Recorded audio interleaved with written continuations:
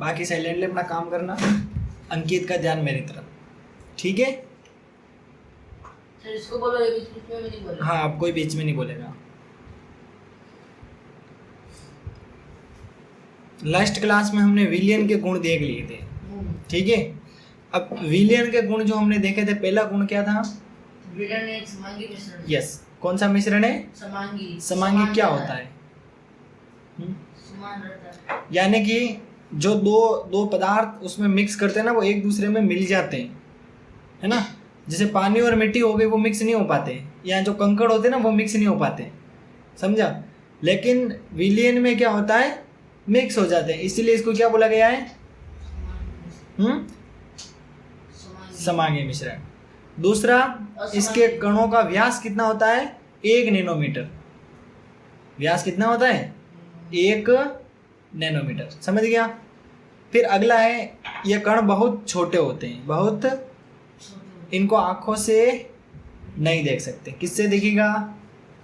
Microscope का use करेगा। किसका? माइक्रोस्कोप। एक स्कोप होता है जैसे, हाँ, अपने फोन में लेंस होते हैं ना, वैसे उस पर भी एक लेंस लगा होता है, कांच होता है, कांच के थ्रू प्रकाश उस मतलब एक नली होती है उसमें जाता है, और ऊपर से अपन देखते ना तो अपन को दिखता है, जैसे कि कोशिका देखते हैं। ये पटेगा तो सूक्ष्मदर्शी के नाम से जानते हैं इसको। सूक्ष्मदर्शी के बारे में सुना 8वीं क्लास में? कोशिका पटा होगा, उसमें कोशिका इतनी छोटी होती है कि इसको सूक्ष्मदर्शी की मदद से देखा जा सकता है। सबसे बड़ी कोशिका सूक्ष्मदर्शी। ये तेरे को याद हो गया? 130 से 170 ये तेरे को याद हो गया है, ठीक है? फिर अपन आगे बात करते हैं। इनका आकार बहुत छोटा होता है, बहुत ही ज़्यादा इनका आकार छोटा है, तो ये क्या नहीं करेंगे? प्रकाश की किरणों को नहीं फैलाएंगे। समझ गया? तो यानी कि मतलब ये कण दिखेंगे नहीं, जो प्रकाश को फैलाएगा वो दिख जाएगा। समझ गया? क्लियर? फिर आगे है, छानने की विधि के द्वारा इन कणों को विलियन से पृथक नहीं किया जा सकता। यानी कि छान कर हम क्या नहीं कर सकते? इनको अलग नहीं कर सकते। क्लियर? बिल्कुल। और अगर तो विलियन को थोड़ी देर के लिए शांत छोड़ देगा, फिर भी वो कण नीचे नहीं बैठेंगे, इसका मतलब ये हुआ कि स्थायी होते।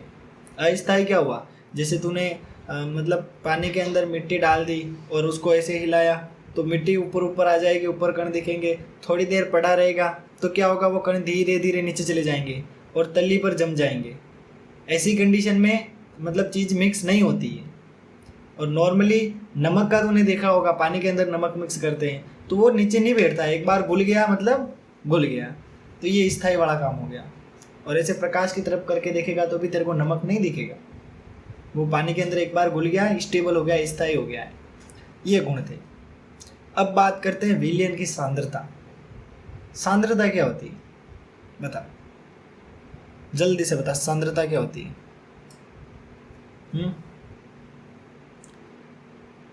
बता। नहीं पता। विलियन की सांद्रता के बारे में नहीं पता है?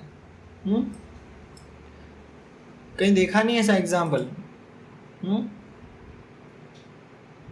बता। नींबू का जूस। नींबू का जूस। हाँ, थोड़ा थोड़ा पता है। जैसे एक निश्चित तापमान है, क्या है? उस पर एक विलेय पदार्थ है। कौन सा पदार्थ? विलेय पदार्थ। उसको हमें घोलना है, ठीक है? उसको हम घोलते जाएंगे, लेकिन एक समय ऐसा आएगा कि उसकी जो क्षमता है वो क्या हो जाएगी? खत्म हो जाएगी। यानी कि कहने का मतलब ये है कि घुलना बंद हो जाएगा। तो जैसे एक लोटे में तूने पानी लिया, ठीक है? पेन को नीचे रख दे, अच्छे समझ में आएगा। जैसे एक लोटे में तूने पानी लिया, ठीक है? उस पानी के अंदर तू शक्कर डालता जा रहा है, ऐसे हिलाता जा रहा है, हिलाता जा रहा है। उससे क्या होगा कि वो शक्कर घुलती जाएगी। लेकिन एक लेवल ऐसा आएगा कि तू शक्कर डालेगा, शक्कर घुलेगी नहीं। यानी कि उसकी घुलने की जो कैपेसिटी है वो खत्म हो गई। ऐसा होता है, समझ गया? अब कभी कभी क्या होता है कि शक्कर घुलती जा रही तो उसकी कैपेसिटी जाता है। समझ गया कि नहीं? शक्कर में अलग फर्क होता है। अलग फर्क होता है। शक्कर में फर्क नहीं होता है। देख, कहने का मतलब ये है कि एक तो हमने जल ले रखा है, उसको हमने बोला विलायक। क्या बोला? विलायक। और शक्कर जो घोल रहे हैं उसको बोला है विलेय। ठीक है, अब विलायक के अंदर विलायक क्या होता है, दूसरे को अपने अंदर पकड़ के घोल लेता है, और विलेय क्या होता है, खुद घुल जाता है। समझा मेरी बात? विलायक तो जो होता है दूसरे को अपने अंदर घोल लेता है, यानी कि जल क्या है, विलायक, जिसने शक्कर को पकड़ के जैसे शक्कर अंदर डाले और उसने अपने अंदर घोल लिया। ठीक है, और विलेय क्या होता है, जो घुल रहा है, यानी कि विलेय क्या है, शक्कर। विलायक समझा मेरी बात? ये कॉन्सेप्ट है। तो अब अगर पदार्थ नहीं घुल रहा है, ऐसी कंडीशन आ गई या पदार्थ घुलना बंद, तो उसे कहेंगे संतृप्त विलयन। क्या कहेंगे? अगर घुलने की प्रोसेस बंद हो गई है, फिर वो जो विलयन हमारे पास पड़ा हुआ है ना, जो मिक्सचर पड़ा हुआ है, मिश्रण पड़ा हुआ है, उसको क्या कहेंगे? संतृप्त विलयन। और घुलता जा रहा है, घुलता जा रहा है, उस समय उसी विलयन को क्या बोलेंगे? असंतृप्त विलयन। क्लियर? समझ गया कि नहीं? अब संतृप्त विलयन की परिभाषा बताता हूं, सुनना।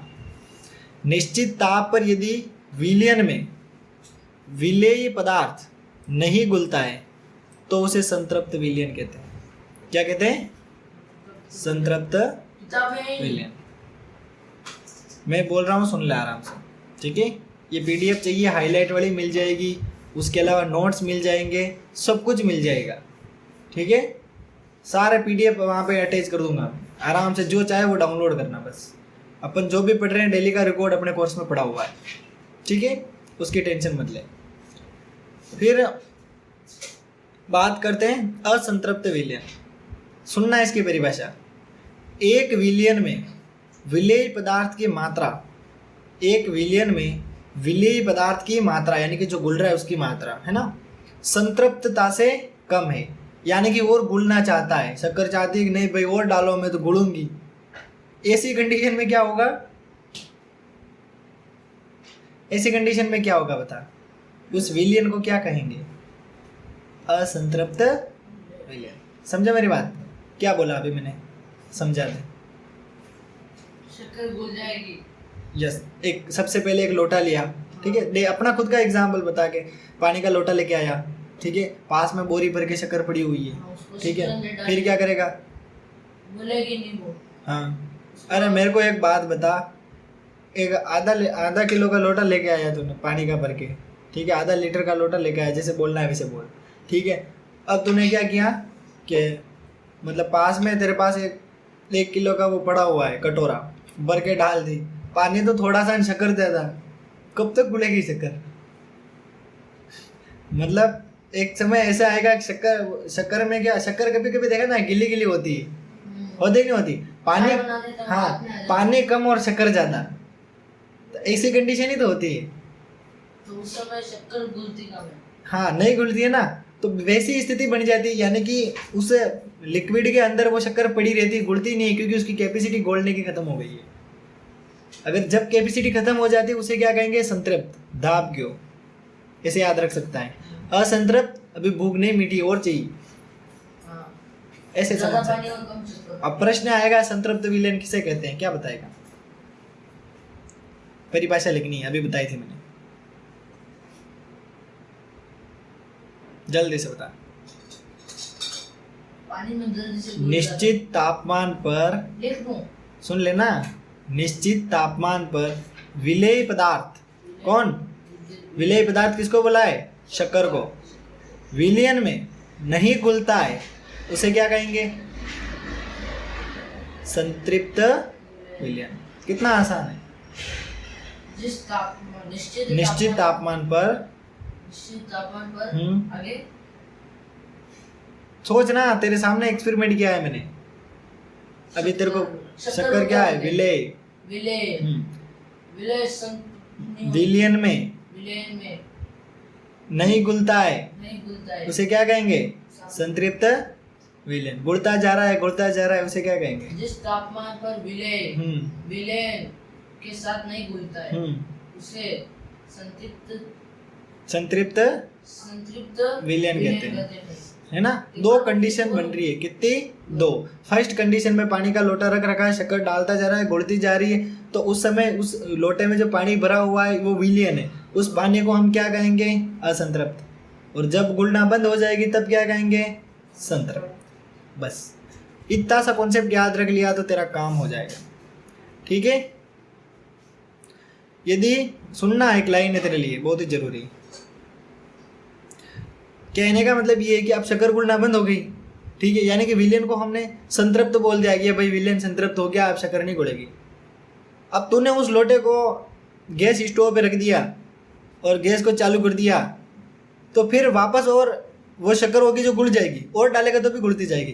तापमान अगर तू बढ़ा रहा है, क्या कर रहा है, पानी का तापमान बढ़ा रहा है, गर्म कर रहा है पानी को, तो वो और घुलती जाएगी। इसीलिए परिभाषा में लिख रखा है कि निश्चित तापमान पर, यानी कि तूने रख रखा है तो तापमान स्टेबल है, अपने कमरे का तापमान 26-27 डिग्री सेल्सियस के आसपास होता है, तो उतना से तापमान होगा, तो उस पर घुलना बंद हो गया, विलेन संतृप्त हो गया है। उस संतृप्त विलेन को वापस तूने गैस पे स्टोव पे रख दिया और गर्म करने लगा, क्या करने लगा, तो वापस शक्कर घुलना शुरू और डालने लग जा।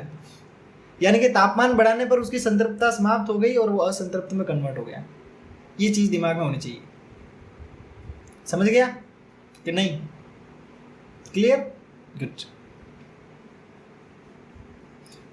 और बात करते हैं थोड़ी सी।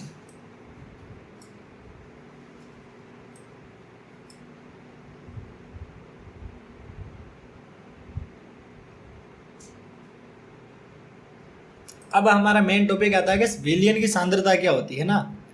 विलयन की सांद्रता यानी कि एक तो होता है विलायक, दूसरा होता है विलेय। इधर ध्यान दे, तेरे पास कोई विलयन है, क्या है, उसमें तू डालता जा रहा है शक्कर। क्या डालता जा रहा है? शक्कर। तो अब क्या होगा कि उस विलयन में तूने कितनी शक्कर डाली, एक तो उस शक्कर की मात्रा, ठीक है, और दूसरा टोटल विलयन तेरे पास कितना है, कितना ml है, 500 ml है, 1 लीटर है, 2 लीटर है, वो इन दोनों का मतलब यानी कि विलेय बटा विलयन की, विलेय का द्रव्यमान बटा विलयन का द्रव्यमान। विलेय यानी ऊपर शक्कर और नीचे विलयन यानी जल। समझा? यानी कि कितना हमने पानी लिया है, पानी की कितनी मात्रा ली है, दूसरा शक्कर की कितनी मात्रा ली है, उन दोनों का अनुपात और 100 से होगा गुणा, फिर परसेंट में आ जाएगा इतने % विलयन की सांद्रता है। समझ गया? घर पे लेसन पढ़ेगा तो और समझ आ जाएगा। ठीक है, ये फॉर्मूला है। ठीक है, द्रव्यमान प्रतिशत यदि निकालना है विलयन का तो कैसे निकालेगा कि शक्कर कितनी डाली और पानी कितना लिया, ठीक है, और 100 से गुणा करते हैं।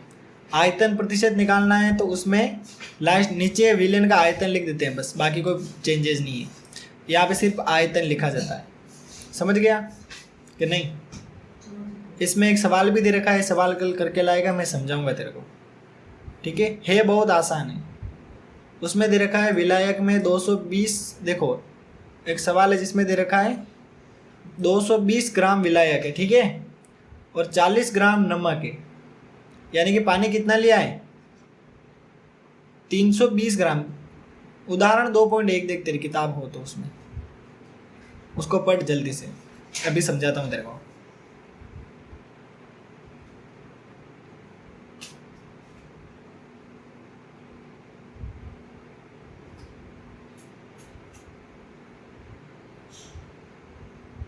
हे मिला नहीं मिला? पढ़ उसको जल्दी से, प्रश्न पढ़। एक विलयन के 320 ग्राम विलायक जल में 40 ग्राम साधारण नमक मिले। हाँ, विलयन की सांद्रता का परिकलन करें। हाँ, अब ये सांद्रता का परिकलन कैसे कर रहा है देख। सबसे पहले क्या निकाल रहा है ये कि नमक कितना डाल रखा है, नमक 40 ग्राम, ठीक है।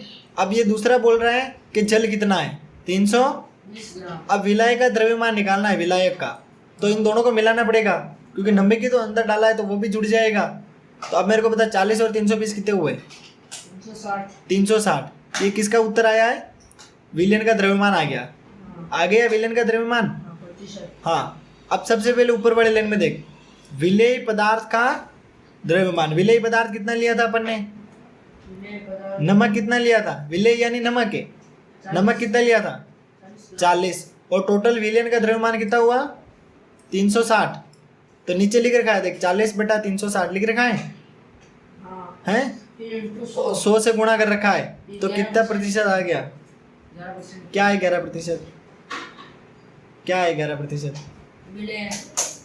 बिलियन का द्रव्यमान प्रतिशत आ गया है। तो अब अगर तेरे से कोई पूछता है कि बिलियन का द्रव्यमान प्रतिशत बताना तो बता देगा। ये 11%। हाँ, अगर समझ नहीं आया तो कल इस एग्जाम्पल को उतार के लाना, सबसे पहले आके पूछना, ठीक है? समझ गया मेरी बात? हैं? क्या हुआ? समझ गया। अब हम बात करते हैं निलंबन की। किसकी? निलंबन क्या होता है? कभी देखा क्या निलंबन? हैं? देखो, निलंबन में होता है विषमांगी मिश्रण, ठीक है? इसमें क्या होता है? ठोस द्रव में परिक्षेपित होता है। कौन? ठोस द्रव में परिक्षेपित होता है, उसे क्या कहेंगे? निलंबन। समझा? यानी कि ऐसे कह सकते हैं कि निलंबन क्या है? एक विषमांगी मिश्रण है। कैसा मिश्रण है? विलेय पदार्थ के कण। किसके कण? यानी कि जो घुलने वाला। विलेय पदार्थ के कण घुलते नहीं है, बल्कि निलंबित रहते हैं, यानी कि दिखते रहते हैं वो। अभी बताऊंगा निलंबित कैसे रहते हैं। डेफिनेशन याद हो गई? जल्दी से डेफिनेशन पढ़। विषमांगी घोल। क्या लिख रखा है? विषमांगी घोल जो ठोस द्रव में जो परिक्षेपित हो जाता है उसे क्या कहेंगे? याद हो जाएगा इसे कि नहीं? अब नेक्स्ट पेज पे लिख रखा है, देख क्या लिख रखा है, पढ़। निलंबन का गुणधर्म। हाँ, कौन कौन से गुणधर्म होते हैं याद रखना है, जरूरी है। पहला विषमांगी मिश्रण है, अभी बताया था मैंने। दूसरा, इनको आंखों से देखा जा सकता है, ठीक है? आंखों से क्या कर सकता है? देख सकता है। और ये प्रकाश की किरण को भी क्या करेंगे? फैलाएंगे। क्या करेंगे? और शांत छोड़ देगा तो ये कण नीचे बैठ जाएंगे, आराम से बैठ जाएंगे। प्रोजेक्ट बनाया और हाँ, बता रहा है। और छानने से इसको क्या कर पाएंगे अपन? अलग कर पाएंगे। नहीं, वो नहीं, ये अलग है, अभी समझाऊंगा मैं। वो तो प्रकाश को एक सरल रेखी दिशा में बता रहा था, इसमें कणों को दिखा रहा है, इसमें पीछे पड़ ये रहा अलग है। है। सेकेंड, कोलाइड विलयन। कौन सा विलयन? कोलाइड। कोलाइड में क्या होता है? ये कण समान रूप से फैले होते हैं। कैसे फैले होते हैं? समान रूप से। निलंबन की अपेक्षा कणों का आकार क्या होता है? छोटा होता है। और ये मिश्रण कैसा प्रतीत होता है? समांगी। और विलयन विषमांगी मिश्रण होता है। कैसा होता है? विषमांगी। समझ गया मेरी बात कि नहीं? समझ गया? अरे बताया जो तो समझ गया। कोलाइडल बहुत आसान है। ये जो कण होते हैं इनको हम आंखों से नहीं देख पाते हैं, ठीक है? नॉर्मली नहीं देख पाते। अभी यहाँ पर है कोलाइडल कण इस रूम में, लेकिन हम देख नहीं पा रहे। लेकिन पूरे कमरे में अंधारा कर दिया जाए और फिर उधर से एक सूर्य की किरण आती है तो उसमें कुछ कण अपन को दिखाई देते हैं। अपने केलू पोष के मकान होते हैं नहीं होते हैं? केलू लगे होते हैं ऊपर। उनमें वो भूरे टाइप आते हैं। हाँ हाँ, उसी को हम क्या कहते हैं? कोलाइडल विलयन। समझ गया? यानी कि होता है उसमें दिखते हैं। प्रकाश की किरण गिरेगी, एक ही पूरे कमरे में अंधेरे कर रखा है, एक ही किरण आ रही है तो क्या होगा? ये कण दिख जाएंगे। दिन में दिखते, रात में नहीं दिखते। हाँ, रात में तो सूर्य का प्रकाश होता ही नहीं है, दिखना ही पॉसिबल नहीं है। हाँ, तो वो मतलब धुंधले ऐसे भूरे टाइप होते हैं। समझा ना? क्योंकि केलू के अंदर से क्या होता है कि वो प्रकाश आता रहता है तो वो जो अपन को दिख जाते हैं। और ये दिखना की प्रक्रिया जो होती है, देखो अब यहाँ पे एक परिभाषा आई है जो हमारे लिए इम्पोर्टेंट है। प्रकाश की किरण का फैलना क्या कहलाता है? टिंडल प्रभाव। याद रखना, ये प्रश्न पूछा जाता है। टिंडल प्रभाव किसे कहते हैं? प्रकाश की किरण का फैलना। प्रकाश की किरण का फैलना क्या कहलाता है? टिंडल प्रभाव। ये प्रश्न में अधिकतर परीक्षा में पूछा जाता है। 9वीं में आएगा, 10वीं का पता नहीं, ठीक है? 12वीं में भी आएगा। यस। अरे ये बहुत परेशान करेगा ये प्रश्न तेरे को, अभी से पढ़ ले। और कोई घना जंगल होता है, ऊपर बहुत सारी पत्तियां और पेड़ों की शाखाएं होती है और बहुत ही कम प्रकाश नीचे जमीन पर पहुंच जाता है। ऐसी कंडीशन में भी हमें ये कण दिखाई देते हैं। 2 एग्जाम्पल बता दिए, एक तो घर वाला बता दिया, एक जंगल वाला। याद रखना, दोनों एग्जाम्पल साथ में चिपका देने अपन को, ठीक है? आंसर्स कैसे लिखते हैं कॉपी में ये भी मैं सिखाऊंगा, अपना फर्स्ट टेस्ट होगा उसके बाद, ठीक है? क्लियर? यहाँ तक मेरी बात समझ में आ गई? कोई पूछना है बात कि नहीं? कुछ नहीं पूछना है? कितनी बड़ी क्लास है इसको? पूरा पाठ पढ़ाओगे क्या? पूरा? अरे पढ़ लेते हैं, चलने देना, तेरी क्या है? क्या है, हम पागल हो जाएंगे। कितने पेज हो रहे? नहीं। 1 2 3 और 4 इतने पहले से हो गए। 5 6 7 8 9 पेज है। ठीक है, अभी पढ़ लेते हैं। इसको लास्ट में रखना। अरे बेटा अभी तेरे को बात अब लास्ट में नहीं, रखना नहीं। था। फिर है कोलाइड के गुणधर्म। किसके गुणधर्म? कोलाइड के गुणधर्म ही होते हैं। पहला गुणधर्म क्या है? विषमांगी। विषमांगी क्यों? क्योंकि कण अभी दिख रहे थे अपन को, दिख रहे थे कि नहीं दिख रहे थे? दिख रहे हैं तो विषमांगी हुआ। दूसरा, आकार इतना छोटा है कि इनको आंखों से नहीं देख सकते, लेकिन ये प्रकाश की किरण को फैलाते ना, इसीलिए प्रकाश के मार्ग में ये हमें दिख जाते हैं। जहाँ जहाँ पे प्रकाश आएगा ना, ऐसी कंडीशन में दिख जाएंगे। समझ गया कि नहीं? और जब इसको शांत छोड़ देंगे तब ये कण जमीन पर क्या होंगे? बैठ जाएंगे। सुन लेना, हाँ। ठीक है? सामने 2.1 मिली कोलाइड के। और छानने की विधि से इनको अलग नहीं किया जा सकता है। अपकेंद्रण तकनीक से इनको अलग किया जा सकता है। अपकेंद्रण तकनीक क्या होती है बता? घर पे छाछ दही से वो फेरते ही नहीं फेरते? हाँ। छाछ फेरने की मशीन होती है ना, हैं? उसमें जो मक्खन मक्खन होता है ना, उसको अलग करने की प्रक्रिया जो होती है ना, उसको बोलते हैं अपकेंद्रण। हाथ से लेते हैं। यानी कि किसी विलियन को गोल गोल तेजी से घुमाया जाता है और उससे के परिणाम स्वरूप अपन को जो ठोस चीज होती है वो अलग मिल जाती है, द्रव अलग मिल जाता है। यानी कि द्रव के रूप में छाछ और ठोस के रूप में मक्खन। इस विधि को क्या कहते हैं? अपकेंद्रण। क्या कहते हैं?